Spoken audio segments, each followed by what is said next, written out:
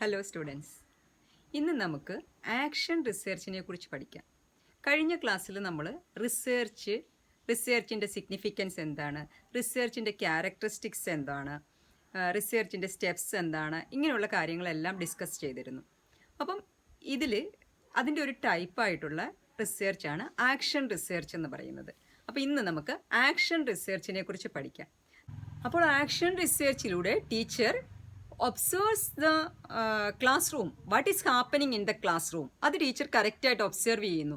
അങ്ങനെ ഒബ്സർവ് ചെയ്യുന്ന ഒരു ടീച്ചറിന് ആ ക്ലാസ് റൂമിലെ പ്രോബ്ലമിനെ റിയലൈസ് ചെയ്യാൻ പറ്റും. അങ്ങനെ റിയലൈസ് ചെയ്ത് കഴിഞ്ഞാൽ, നമ്മളൊരു പ്രോബ്ലം റിയലൈസ് ചെയ്ത് കഴിഞ്ഞാൽ നമ്മൾ എന്ത് ചെയ്യും? അത് സോൾവ് ചെയ്യാൻ വേണ്ടി ശ്രമിക്കും. അങ്ങനെ solve it by collecting information ആവശ്യമുള്ള ഇൻഫർമേഷൻ കളക്ട് ചെയ്ത് ടീച്ചർ ആ പ്രോബ്ലം സോൾവ് ചെയ്യും. ഇതാണ് സത്യത്തിൽ ഒരു ആക്ഷൻ റിസർച്ച് എന്ന് പറഞ്ഞു കഴിഞ്ഞാൽ. അതായത് ക്ലാസ് റൂമിലുള്ള പ്രോബ്ലം എന്താണെന്ന് ഐഡൻറ്റിഫൈ ചെയ്ത് അതിനെ മനസ്സിലാക്കി റിയലൈസ് ചെയ്തതിന് ശേഷം അതിനൊരു സൊല്യൂഷൻ ടീച്ചർ ഉണ്ടാക്കിയെടുക്കുന്ന പ്രോസസ്സാണ് ആക്ഷൻ റിസർച്ച് എന്ന് പറയുന്നത്. ഇതിനകത്തോടെ ആർക്കൊക്കെ പ്രയോജനം ലഭിക്കുന്നുണ്ട്? ഇതിനകത്തോടെ ടീച്ചർ ഹെൽപ്പിംഗ് സ്റ്റുഡൻസ്, അതുപോലെ സ്കൂൾ സിസ്റ്റം, അതുപോലെ തന്നെ സൊസൈറ്റിയെ ഹെൽപ്പ് ചെയ്യുന്നില്ല. ഒരു സ്റ്റുഡൻറ്റിനെ നമ്മൾ ഹെൽപ്പ് ചെയ്യുമ്പോൾ ആ സ്റ്റുഡൻറ്റ് വഴി നമ്മൾ ആ സ്കൂളിനെ ഹെൽപ്പ് ചെയ്യുന്നു, അതുവഴി നമ്മൾ ആ ഒരു സൊസൈറ്റിക്കാണ് നമ്മൾ ഹെൽപ്പ് ചെയ്യുന്നത്. അപ്പോൾ ആക്ഷൻ റിസർച്ചിൻ്റെ ഫലം ഒരുപാട് പേര് അനുഭവിക്കുന്നുണ്ട്. അപ്പോൾ നമുക്ക് ആക്ഷൻ റിസർച്ചിൻ്റെ ഒരു ഡെഫിനിഷൻ നോക്കാം. കുറച്ച് ഈസി ആയിട്ടുള്ള ഒരുപാട് ഡെഫിനിഷൻസ് നമ്മുടെ ടെക്സ്റ്റിലുണ്ട്, പക്ഷേ നമുക്ക് കുറച്ച് ഈസി ആയിട്ട് ലഭിക്കുന്ന ഒരു ഡെഫിനിഷൻ ഞാൻ പറയാം. അത് ഹാൽസി 1972 പറഞ്ഞേക്കുന്ന ഒരു ഡെഫിനിഷനാണിത്. According to Halsey 1972, action research is described as small scale intervention in the functioning of the real world and close examination of the effects of such intervention എന്നാണ് പറഞ്ഞിരിക്കുന്നത്. അതായത് ആക്ഷൻ റിസർച്ച് എന്ന് പറയുന്നത് ഒരു സ്മോൾ സ്കെയിൽ ഇൻ്റർവെൻഷനാണ്. നമ്മൾ നടത്തുന്ന ഒരു ചെറിയ ഇൻ്റർവെൻഷനാണ്. ഈ ഇൻ്റർവെൻഷൻ നമ്മൾ ക്ലാസ് റൂമിൽ നമ്മളുടെ പ്രോബ്ലംസിന് നമ്മളൊരു ചെറിയ ഇൻ്റർവെൻഷൻ നടത്തി. ആ ഇൻ്റർവെൻഷൻ്റെ ക്ലോസ് എക്സാമിനേഷനിലൂടെ നമ്മൾക്ക് കിട്ടുന്ന അതിൻ്റെ ആ എഫക്ട്സിനെ കുറിച്ചുള്ള പഠനമാണ് ശരിക്കും പറഞ്ഞു കഴിഞ്ഞാൽ ആക്ഷൻ റിസർച്ച് എന്ന് പറഞ്ഞാൽ. നമ്മൾ നടത്തിയ ഇൻ്റർവെൻഷൻ, ആ ഇൻ്റർവെൻഷൻ്റെ എഫക്റ്റിനെ കുറിച്ചുള്ള ഒരു ക്ലോസ് എക്സാമിനേഷൻ നടത്തുന്ന റിസർച്ചാണ് ആക്ഷൻ റിസർച്ച് എന്നുള്ളതാണ് ഹാൽസി 1972 പറഞ്ഞിരിക്കുന്നത്. അപ്പം നമ്മൾ പറഞ്ഞു ആക്ഷൻ റിസർച്ച് എന്ന് പറയുന്നത്, action research equip a teacher to find solution of the problem she might face during the teaching learning process. Teaching learning പ്രോസസ്സിൽ ടീച്ചറിന് ക്ലാസ് റൂമിൽ ഉണ്ടാകുന്ന പ്രോബ്ലംസിന് സൊല്യൂഷൻ കണ്ടുപിടിക്കുന്ന റിസർച്ചിനെയാണ് നമ്മൾ ആക്ഷൻ റിസർച്ച് എന്ന് പറയുന്നത്. ഇനി ഈ ആക്ഷൻ റിസർച്ച് നമ്മൾ ചെയ്യുന്നത് കുറേ സ്റ്റെപ്സിലൂടെയാണ്.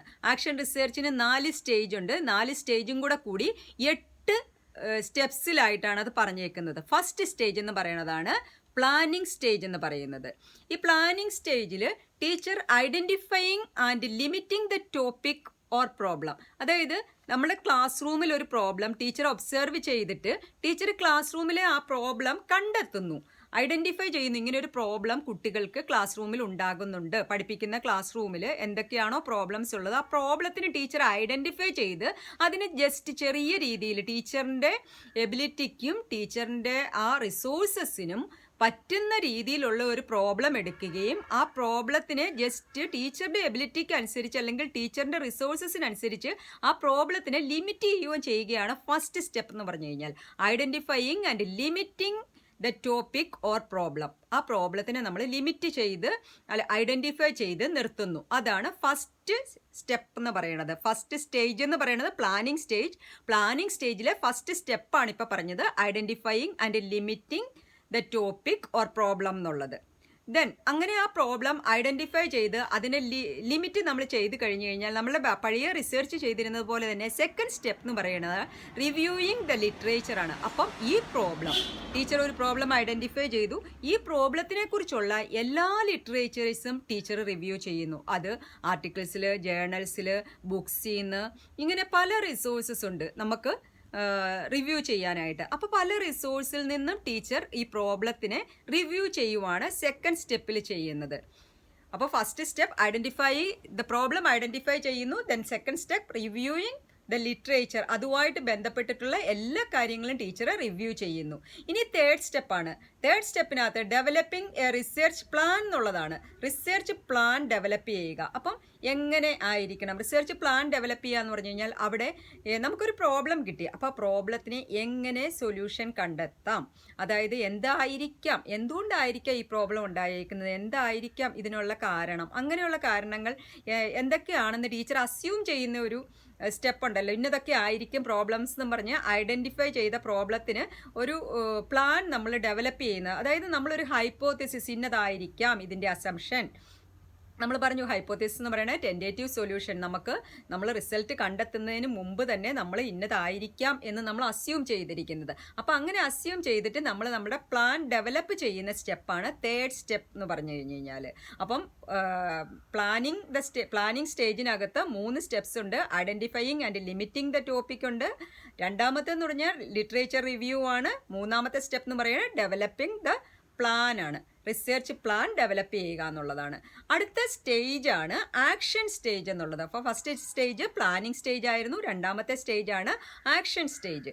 ആക്ഷൻ സ്റ്റേജിലെ ഫസ്റ്റ് സ്റ്റെപ്പ്, അതായത് നമ്മുടെ ടോട്ടൽ സ്റ്റെപ്സിനകത്തെ 4ാമത്തെ സ്റ്റെപ്പ് ഇംപ്ലിമെൻറ്റിങ് ദ പ്ലാൻ എന്നുള്ളതാണ്. നമ്മൾ ഡെവലപ്പ് ചെയ്തു, ഒരു പ്ലാൻ ഡെവലപ്പ് ചെയ്തു, ആ പ്ലാനിനെ നമ്മൾ ഇംപ്ലിമെൻറ്റ് ചെയ്യുന്നു. അവിടെ നമുക്ക് ഒബ്സർവേഷൻ, ഇൻ്റർവ്യൂ, ചെക്ക് ലിസ്റ്റ്, ഇങ്ങനെയുള്ള പല കാര്യങ്ങൾ, പല ടൂൾസ് നമ്മൾ യൂസ് ചെയ്തുകൊണ്ട് നമ്മൾ ഒബ്സർവേഷനും ഒരു ടൂൾ തന്നെയാണ്. അപ്പോൾ ഒബ്സർവേഷനിലൂടെയോ അല്ലെങ്കിൽ നമ്മൾ എന്തെങ്കിലും ചെക്ക് ലിസ്റ്റോ ഇൻ്റർവ്യൂ ഷെഡ്യൂളോ തയ്യാറാക്കുവോ, അങ്ങനെ ചെക്ക് ലിസ്റ്റ് കൊടുത്തിട്ട് ക്വസ്റ്റ്യനെയർ കൊടുത്തിട്ട് ഇങ്ങനെയൊക്കെ നമ്മൾ അവരിൽ നിന്നും ഡേറ്റാസ്, നമ്മൾ ഉണ്ടാക്കിയ പ്ലാനിനനുസരിച്ച് നമ്മൾ അവരിൽ നിന്നും ഡേറ്റ കളക്ട് ചെയ്യുന്ന, ആ അഡ്മിനിസ്റ്റർ ചെയ്യുന്ന ആ ഭാഗമാണ് ഇംപ്ലിമെൻറ്റിംഗ് ദ പ്ലാൻ. എന്താണോ നമ്മൾ ഉണ്ടാക്കിയ പ്ലാന്, ആ പ്ലാൻ നമ്മൾ ആരിലാണോ അത് ചെയ്യേണ്ടത് അതിൽ നമ്മൾ ഇംപ്ലിമെൻറ്റ് ചെയ്യുന്ന ഭാഗമാണ് ഫോർത്ത് സ്റ്റെപ്പ് എന്ന് പറയുന്നത്. അപ്പം 4ാമത്തെ സ്റ്റെപ്പിൽ നമ്മൾ പ്ലാൻ ഇംപ്ലിമെൻറ്റ് ചെയ്തു. അപ്പോൾ ഇംപ്ലിമെൻറ്റ് ചെയ്ത് കഴിയുമ്പം അവിടെ കുറച്ച് കാര്യങ്ങൾ നമുക്ക് നോക്കാനുണ്ടാവുമല്ലോ. നമ്മളൊരു കാര്യം അഡ്മിനിസ്റ്റർ ചെയ്ത് നോക്കിക്കഴിഞ്ഞിട്ട് അതവിടെ വർക്കൗട്ട് ആയോ എന്ന് നമ്മൾ നോക്കണ്ടേ. വർക്കൗട്ട് ആയോ എന്ന് നോക്കാൻ വേണ്ടിയിട്ടുള്ള സ്റ്റെപ്പാണ് 5ാമത്തത്, അതായത് അനലൈസിങ് ദ ഡേറ്റ എന്ന് പറയുന്നത്. അപ്പം നമ്മൾ ഡേറ്റാസാണ് നമ്മളിവിടെ 4ാമത്തെ സ്റ്റെപ്പിൽ ഇംപ്ലിമെൻറ്റ് ചെയ്തപ്പോൾ നമുക്ക് കിട്ടിയേക്കണ കുറേ ഡേറ്റാസാണ്. അതായത് ഒബ്സർവേഷൻ, ഇൻ്റർവ്യൂ, ഇതുപോലെയുള്ള കാര്യങ്ങളെല്ലാം യൂസ് ചെയ്ത് നമ്മൾ ഡേറ്റ കളക്ട് ചെയ്തു. ഇനി ആ കളക്ട് ചെയ്ത ഡേറ്റയെ നമ്മളൊന്ന് അനലൈസ് ചെയ്ത് നോക്കുവാണ്. ഡേറ്റ അനാലിസിസ് നമുക്ക് ക്വാളിറ്റേറ്റീവായിട്ടും ക്വാണ്ടിറ്റേറ്റീവായിട്ടും ചെയ്യാം. അതിനുള്ള മെത്തേഡ്സ് എല്ലാം ഉണ്ട് ഡേറ്റ അനലൈസ് ചെയ്യാനുള്ള. അപ്പോൾ അങ്ങനെ കാറ്റഗറൈസ് ചെയ്ത് അങ്ങനെ നമ്മൾ ആ റിസൾട്ട്, നമ്മൾക്ക് കിട്ടിയിട്ടുള്ള ആ ഡേറ്റയെ നമ്മൾ അനലൈസ് ചെയ്യുകയാണ് 5ാമത്തെ സ്റ്റെപ്പിൽ ചെയ്യുന്നത്. അടുത്തത്, അപ്പം ഈ ആക്ഷൻ സ്റ്റേജിനകത്ത് 2 സ്റ്റെപ്സേ ഉള്ളൂ. ഇംപ്ലിമെൻറ്റിംഗ് ദ പ്ലാനും അതുപോലെ അനലൈസിങ് ദ പ്ലാൻ എന്നുള്ള 2 സ്റ്റെപ്സ് മാത്രമാണ് ആക്ഷൻ സ്റ്റേജിലുള്ളത്. ഇനി നമ്മൾ 3ാമത്തെ സ്റ്റേജിലേക്ക് പോവുകയാണ്. 3ാമത്തെ സ്റ്റേജ് എന്ന് പറഞ്ഞു കഴിഞ്ഞാൽ ഡെവലപ്പിംഗ് സ്റ്റേജാണ്. ഡെവലപ്പിംഗ് സ്റ്റേജിനകത്ത് വരുന്നത് ഡെവലപ്പിംഗ് ആക്ഷൻ പ്ലാനാണ്. അപ്പം നമ്മളിപ്പം അനലൈസ് ചെയ്തു, നമ്മൾ ഒരു കാര്യത്തെ ഇംപ്ലിമെൻറ്റ് ചെയ്ത് കഴിഞ്ഞതിന് ശേഷം കിട്ടിയ ആ ഡേറ്റ വെച്ചിട്ട് നമ്മൾ അനലൈസ് ചെയ്തെടുത്തപ്പം നമുക്ക് കിട്ടിയേക്കുന്ന കാര്യങ്ങൾ വെച്ചിട്ട് നമ്മൾ ഇനി ഈ പ്രോബ്ലംസ് ഒക്കെ ഉണ്ടായിക്കഴിഞ്ഞാൽ നമുക്ക് എങ്ങനെ ഒരു സൊല്യൂഷൻ ഉണ്ടാക്കാം എന്നുള്ളതിനെ പറ്റി ഒന്നുകൂടി അതിൻ്റെ ഫൈനലൈസ് ചെയ്തിട്ട് ഒന്ന് സജഷനൊക്കെ ഇൻക്ലൂഡ് ചെയ്തുകൊണ്ട് നമ്മളൊരു ആക്ഷൻ പ്ലാൻ നമ്മളവിടെ ഉണ്ടാക്കുന്നതാണ് ഡെവലപ്പിംഗ് ആൻഡ് ആക്ഷൻ പ്ലാൻ എന്നുള്ള 6ാമത്തെ സ്റ്റെപ്പ്. ഈ 6ാമത്തെ സ്റ്റെപ്പ് വരുന്നത് ഡെവലപ്പിംഗ് സ്റ്റേജ് എന്നുള്ള 3ാമത്തെ സ്റ്റേജിലാണ് വരുന്നത്. അടുത്തത് 4ാമത്തെ സ്റ്റേജിലേക്ക്, 3ാമത്തെ സ്റ്റേജിൽ ഡെവലപ്പിംഗ് ആൻഡ് ആക്ഷൻ പ്ലാൻ എന്നുള്ള ഒരേ ഒരു സ്റ്റെപ്പ് മാത്രമേ ഉള്ളൂ. അടുത്തത് 4ാമത്തെ സ്റ്റേജാണ് നമ്മളുടെ ഫൈനൽ സ്റ്റേജ്. അതെന്ന് പറയുന്നത് റിഫ്ലക്റ്റിംഗ് സ്റ്റേജ് എന്നുള്ളതാണ്. ഫൈനൽ സ്റ്റേജിന് പറയുന്നത് റിഫ്ലക്റ്റിംഗ് സ്റ്റേജ് എന്നുള്ളതാണ്. അപ്പോൾ റിഫ്ലക്റ്റിംഗ് സ്റ്റേജിനകത്ത് 2 സ്റ്റെപ്സ് ആണുള്ളത്. ഒന്ന്, നമ്മൾ ഓൾറെഡി നമ്മളൊരു ആക്ഷൻ പ്ലാൻ ഉണ്ടാക്കി, അതായത് നമ്മൾക്ക് കിട്ടിയ ഡേറ്റാസ് ഒക്കെ അനലൈസ് ചെയ്ത് അതനുസരിച്ചുള്ള ഒരു ഫൈനൽ സൊല്യൂഷൻ, ഒരു ആക്ഷൻ നമ്മൾ അവിടെ ഉണ്ടാക്കി വെച്ചു. ആ ആക്ഷനെ മറ്റുള്ളവർക്ക് വേണ്ടിയിട്ട്, മറ്റുള്ളവർക്ക് ഉപയോഗിക്കത്തക്ക രീതിയിൽ നമ്മൾ ഷെയർ ചെയ്യുക എന്നുള്ളതാണ് അടുത്ത സ്റ്റേജ് എന്ന് പറഞ്ഞു കഴിഞ്ഞാൽ, അപ്പോൾ ആ സ്റ്റേജിനകത്ത് റിഫ്ലക്റ്റിംഗ് സ്റ്റേജിനകത്തെ ഫസ്റ്റ് സ്റ്റെപ്പ് എന്ന് പറയുന്നത് sharing and communicating the result. ഈ റിസൾട്ടിനെ നമ്മൾ മറ്റുള്ളവർക്ക് ഷെയർ ചെയ്യുകയും മറ്റുള്ളവരുമായിട്ട് കമ്മ്യൂണിക്കേറ്റ് ചെയ്യുകയും ചെയ്യുന്നു. ഇത് ആർക്കൊക്കെ നമുക്ക് കൊടുക്കാം? കൊളീഗ്സിന്, നമ്മുടെ ടീച്ചേഴ്സ് തന്നെ മറ്റുള്ള ടീച്ചേഴ്സിന് കൊടുക്കാം, എഡ്യൂക്കേഷണൽ ബോർഡിന് കൊടുക്കാം, പ്രിൻസിപ്പലിന് കൊടുക്കാം, അഡ്മിനിസ്ട്രേറ്റേഴ്സിന് കൊടുക്കാം, സ്റ്റുഡൻസിന് യൂസ്ഫുൾ ഉള്ളതാണ്, അതുകൊണ്ട് സ്റ്റുഡൻസിന് കൊടുക്കാം, പേരൻസിന് കൊടുക്കാം. ഇങ്ങനെ പലർക്കും നമുക്ക് ഈ പറയുന്ന ഡേറ്റ ഷെയറിങ് ആൻഡ്, അതായത് നമ്മൾ ആക്ഷൻ പ്ലാൻ ഉണ്ടാക്കി ആ പ്ലാനിലൂടെ നമുക്ക് കിട്ടിയ ആ റിസൾട്ടിനെ നമ്മൾ ഷെയർ ചെയ്യുന്നു, കമ്മ്യൂണിക്കേറ്റ് ചെയ്യുന്നു നമ്മുടെ റിസൾട്ട് എന്നുള്ളതാണ് ഏഴാമത്തെ സ്റ്റേജ് എന്ന് പറയും. ഏഴാമത്തെ സ്റ്റേജ് അല്ല, ഏഴാമത്തെ സ്റ്റെപ്പ് എന്ന് പറഞ്ഞു കഴിഞ്ഞാൽ. ഫൈനൽ സ്റ്റെപ്പ് എന്ന് പറയുന്നത് reflecting on the process. Teacher സ്വന്തം ഇതുവരെ ചെയ്ത കാര്യങ്ങളെ എല്ലാം ടീച്ചർ ഒന്ന് അവലോകനം ചെയ്ത് സ്വയമായിട്ട് വിലയിരുത്തി നോക്കുന്നതാണ് റിഫ്ലക്റ്റിംഗ്. ആ പ്രോസസ്സിനകത്ത് നമ്മൾ എത്തിയ ആ റിസൾട്ടിനകത്ത് ഒന്നുകൂടി ടീച്ചർ റിഫ്ലക്റ്റ് ചെയ്ത് നോക്കുന്നതാണ്. ഇവിടെ reflecting what she had done. ആ ടീച്ചർ എന്താണോ ആ ടീച്ചർ ഇതുവരെ ചെയ്തത്, ഈ പ്രോബ്ലത്തിന് എന്താണ് ചെയ്തതെന്നുള്ളത് ടീച്ചർ റിവ്യൂസ് അല്ലെങ്കിൽ റിവിഷൻ നടത്തി നോക്കുന്നതാണ് ഈ സ്റ്റെപ്പ് എന്ന് പറയുന്നത്. Opportunity to possible revisions for further information. അതായത് ഇനിയും ഇങ്ങനെ ഒരു പ്രോബ്ലം വന്നാൽ ഇതിനെ എങ്ങനെയൊക്കെ, ഇപ്പോൾ നമ്മൾ വെച്ച പ്രോബ്ലം നമ്മൾ ടീച്ചർ ചെയ്ത സൊല്യൂഷനെയും എല്ലാം വെച്ചിട്ട് ടീച്ചർ ഇതുവരെയുള്ള ആ സ്റ്റെപ്സിനെ ഒന്ന് റിഫ്ലക്റ്റ് ചെയ്ത് നോക്കും, ഒന്ന് സ്വയം അതിനകത്തേക്ക് വിലയിരുത്തി നോക്കുന്നതാണ് ഈ സ്റ്റെപ്പിൽ. അതായത് ഇനി ആ പ്രോബ്ലം വന്നു കഴിഞ്ഞാൽ എനിക്ക് എങ്ങനെ അതിനെ സോൾവ് ചെയ്യാം നല്ല രീതിയിൽ എന്നുള്ളതിനെ പറ്റി സ്വയം റിഫ്ലക്ഷൻ നടത്തുന്ന സ്റ്റെപ്പാണ് എട്ടാമത്തെ സ്റ്റെപ്പ് എന്ന് പറയുന്നത്. അതായത് ആ സ്റ്റേജിൽ റിഫ്ലക്റ്റിംഗ് സ്റ്റേജിൻ്റെ ലാസ്റ്റ് സ്റ്റെപ്പാണ് റിഫ്ലക്റ്റിംഗ് ഓൺ ദ പ്രോസസ് എന്നുള്ള സ്റ്റെപ്പ് വരുന്നത്. അങ്ങനെ 8 സ്റ്റെപ്സ് ആയിട്ട് 4 സ്റ്റേജ് ആയിട്ടാണ് ആക്ഷൻ റിസർച്ച് വരുന്നത്. ഇതിന് ഒന്നുമില്ല, ടീച്ചർ ആദ്യം ആ പ്രോബ്ലത്തിനെ ഐഡൻറ്റിഫൈ ചെയ്യുന്നു, ഐഡൻറ്റിഫൈ ചെയ്ത പ്രോബ്ലത്തിനെ റിലേറ്റ് ചെയ്തിട്ടുള്ള എല്ലാ റിവ്യൂസും ടീച്ചർ കളക്ട് ചെയ്യുന്നു, അങ്ങനെയുള്ള എല്ലാ ലിറ്ററേച്ചേഴ്സും കളക്ട് ചെയ്യുന്നു. ലിറ്ററേച്ചേഴ്സ് കളക്ട് ചെയ്ത് കഴിഞ്ഞാൽ പിന്നെ ടീച്ചർ ഒരു പ്ലാൻ ഡെവലപ്പ് ചെയ്യുന്നു. ആ പ്ലാൻസിന് അനുസരിച്ച് ടീച്ചർ ആ പ്ലാനിനെ ക്ലാസ് റൂമിൽ ഇംപ്ലിമെൻറ്റ് ചെയ്യുന്നു.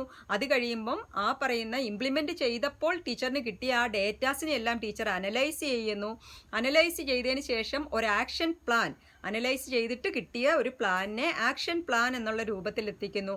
അത് കഴിഞ്ഞിട്ട് ഈ കിട്ടിയ ഇൻഫർമേഷൻ എല്ലാത്തിനെയും കൂടെ ടീച്ചർ ഷെയർ ചെയ്ത് കമ്മ്യൂണിക്കേറ്റ് ചെയ്ത് ആർക്കാണോ ആ വിവരങ്ങളെല്ലാം കൊടുക്കേണ്ടത് അവർക്ക് കമ്മ്യൂണിക്കേറ്റ് ചെയ്ത് കൊടുക്കുന്നു.